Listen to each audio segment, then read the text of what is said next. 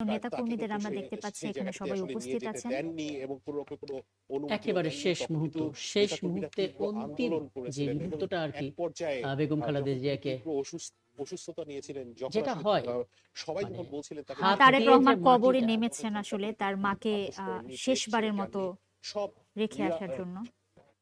এবং তার বলিষ্ঠ কণ্ঠস্বর ছিল এদেশে গণতন্ত্র প্রতিষ্ঠা এবং আশির দশকেই কিন্তু গণতন্ত্র প্রতিষ্ঠা এবং এরশাদ বিরোধী যে আন্দোলন রয়েছে সেখানে তার সক্রিয় অবস্থানের জন্য তিনি কিন্তু সর্বোচ্চ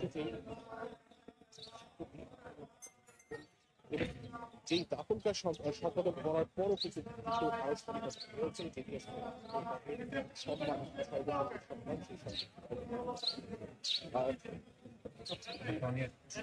এক মিনিটের নিরবতা তারপর গুলি ফায়ার করা, যেগুলো আসলে আমাদের কাছে সেনাবাহিনীর যারা সদস্যরা রয়েছিলেন তাদের কাছে আমরা পরিকল্পনা যখন জানতে চেয়েছিলাম তারা আমাদের নিশ্চিত করেছে। এরপর এখানে যারা এসেছেন আমরা এসেছেন নেতাকর্মীদের নেতাকর্মী এসেছেন তারা অর্পণ করবেন এবং রাষ্ট্রীয়ভাবে গান স্যালুট দেওয়া হবে। তারপর কিন্তু যে কবর জিয়ারত তখনকার শেষ হলে একদম, এবং সেই পরিকল্পনাগুলো রাষ্ট্রের পক্ষ থেকে যা যা নেওয়া হয়েছে সব আগেই জানিয়েছেন আপনি রাশেদ আনিস, এবং আপনার মাধ্যমে আমরা দেখতে পাচ্ছি গার্ড অব অনার দিয়ে মার্চ পাস করতে করতে সেই লাল সবুজে কফিনে মোড়ানো বেগম খালেদা জিয়াকে একেবারে অন্তিম বিদায় জানাতে আসছেন, এবং ধীরে ধীরে এটা জিয়া উদ্যানের ঠিক সাঁকোটা পার হচ্ছে, সামনেই শহীদ রাষ্ট্রপতি জিয়াউর রহমানের ঠিক এই জায়গাটি দর্শক, ঠিক এই জায়গাটিতে আসলে কোনো রাজনীতিবিদ কিংবা বিশিষ্ট সমাজের উচ্চ পর্যায়ে যারাই থাকুন না কেন, কিংবা সমাজের একেবারে সাধারণ পর্যায়ে যারা থাকুন না কেন, সবাইকে আসলে একই জায়গায় চিরনিদ্রায় শায়িত হতে হয়। পক্ষ থেকে এবং তার পরিবারের কাছে রাষ্ট্রের সর্বোচ্চ পর্যায়ে থাকা একজন অভিভাবক, তারপর যখন দাফন কাজ তাকে শেষ বিদায় জানানো হচ্ছে। সম্পাদন করা হবে। তারেক রহমান মাঝেও কিন্তু আসলে বেশ মাটিতে কয়েকটি নেমেছেন কর্মসূচির এবং কথা বলছিলাম। শেষবারের মতো মাকে স্পর্শ করছেন, পর কিন্তু এবং যেটা হয় যে যে সেতুতে কিন্তু এখন সেই একমাত্র মাটি তিনি নিজে দিচ্ছেন এবং বাকি প্রক্রিয়া সম্পন্ন হচ্ছে। জাতীয় পতাকা এবং দলীয় পতাকা সবটাই আসলে ঘিরে রাখা হয়েছে হাত দিয়ে।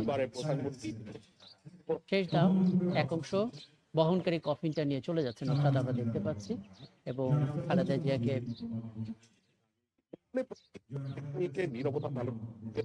শুইয়ে দেওয়া হলো শহীদ রাষ্ট্রপতি জিয়াউর রহমানের কবরের ঠিক পাশটাতে। এবং একই সঙ্গে যে ইতিহাস তৈরি হলো, এই ইতিহাস আসলে ভীষণ রকম পীড়াদায়ক, এই ইতিহাস আসলে শোকের ইতিহাস হয়ে থাকবে, কিন্তু তারপরও অন্তত এটুকু স্বস্তি যে তিনি আসলে শেষ মুহূর্তে নিজের সন্তানকে পাশে পেয়েছেন, এবং তারেক রহমানের জন্য এটা রাষ্ট্রের সর্বোচ্চ সম্মানের কিছুটা হলেও সান্ত্বনা যে তিনি শেষ মুহূর্তে নিজের মাকে স্পর্শ করতে পেরেছেন। সমাধিস্থলের দিকে এবং আজ ৪৪ বছর পর একই মাটি স্পর্শ করলেন, একই মাটিতে পাশাপাশি অবস্থান করলেন জিয়া দম্পতি। শহীদ রাষ্ট্রপতি জিয়াউর রহমানের কবর, এবং তার পাশে আজ থেকে আমরা বলবো বেগম খালেদা জিয়ার কবর। কিন্তু তারা যে মাত্রার রাজনীতিবিদ, দেশের জন্য তাদের যে অবদান, এখানে আসলে সমাধি বা কবরটাই শেষ কথা নয়।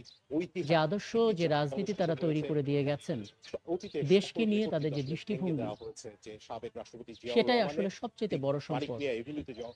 দল হিসেবে বিএনপি, রাষ্ট্র হিসেবে বাংলাদেশের, এবং জনগণ হিসেবে বাংলাদেশের শেষ বেগম খালেদা জিয়া আসলে এখন পার হচ্ছে, অর্থাৎ অনুষ্ঠিত হয় যেখানে প্রায় একটি মরদেহ কবরে নামাবার পর মাটি দেওয়ার আগে যে প্রক্রিয়াগুলো ব্যবহার করা হয়, সাধারণত ইসলাম ধর্ম অনুসারে কিছু খুঁটি ব্যবহার করা হয়, সেই খুঁটিগুলো স্থাপন করা হচ্ছে।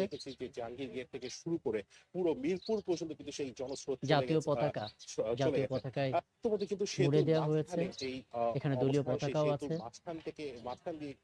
আমরা তিন বাহিনীর প্রধানকে দেখতে পাচ্ছি, আছেন এখানে প্রধান উপদেষ্টা, স্বরাষ্ট্র উপদেষ্টাকেও আমরা দেখেছি, এবং এর আগে আমরা জানাজাতে দেখতে পেয়েছি প্রহরা, জামাত ইসলামীর সেই কড়া আমির, প্রহরাতে সর্বোচ্চ এনসিপি সম্মানের নাহিদ সহিত ইসলাম, জুনায়েদ আহমেদ তাকে সাকি সহ আরো নিয়ে অনেকে যাওয়া সেখানে হচ্ছে। ছিলেন। প্রায় 1 এবং মাস 6 দিন কিন্তু এই তিনি উপমহাদেশের চিকিৎসাধীন 7টি ছিলেন দেশের প্রতিনিধি এখানে এভার কেয়ার এসেছেন এবং হাসপাতালে। প্রায় সব 24 দেশের, নভেম্বর অর্থাৎ 23 বৈশ্বিকভাবে সব নভেম্বর দিবাগত রাত দেশের 24 নভেম্বর কিন্তু 32টা দেশের তীব্র মিশন প্রধানরা শ্বাসকষ্ট তো নিয়ে আছেনই এবং সব বেগম দেশের খালেদা পক্ষ জিয়া থেকে এভার আসলে হাসপাতালে ভার্চুয়ালি ভর্তি হন। শোক এই বার্তা শারীরিক জানানো হয়েছে অসুস্থতার এবং জন্য কিন্তু একটু আগে তাকে আমরা খণ্ডখণ্ড বিভিন্ন একাধিকবার ছবি প্রায় সামাজিক 400 যোগাযোগ উপর মাধ্যমে 400 উপর দেখছিলাম। কিন্তু তাকে জয়শঙ্কর হাসপাতালে তিনি যাওয়া নরেন্দ্র আসা মোদীর করতে পক্ষ থেকে একটি অনেক বার্তা নিয়ে এসেছেন, নির্যাতন শোক সহ্য বার্তা, করতে সেটা দেয়া হয়েছে। হয়েছে হাতে। অসুস্থতার একে সময় একে যখন অন্যান্য বিএনপির দেশের নেতাকর্মীরা তাকে দেশের পররাষ্ট্রমন্ত্রী বাইরে যারা নিয়ে যেতে এসেছেন বলছিলেন, এবং পাকিস্তানের যখন তিনি কারাবরণ পার্লামেন্ট করছিলেন স্পিকার এবং যিনি এসেছেন, অসুস্থতায় প্রত্যেকে যখন আসলে প্রতিটি তারেক বিরত রহমানের সঙ্গে হচ্ছিল, দেখা তখন করেছেন, কিন্তু আমরা শোক বার্তা দেখেছি যে জানিয়েছেন, শোক বইতেও স্বাক্ষর করেছেন। আওয়ামী লীগ সরকার তাকে নুসরাত, কিন্তু একেবারে শেষ সেই ধাপে জায়গাতে আমরা আসলে দেখতে নিয়ে পাচ্ছি যেতে দেননি এবং পুরোপুরি জাতীয় অনুমতিও পতাকায় দেননি। এবং তখন দলীয় কিন্তু পতাকায় নেতাকর্মীরা তীব্র ঢেকে আন্দোলন করেছিলেন এবং তারেক এক রহমান পর্যায়ে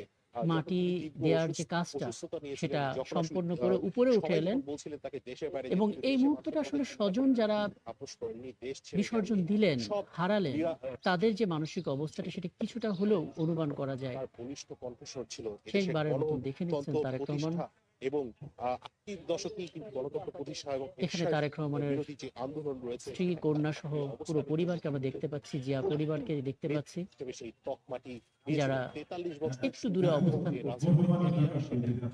মানুষের জন্য তিনি তার পুরো জীবন ঋণ দিয়েছেন, দেশের মানুষের জন্য তিনি কাজ করেছেন।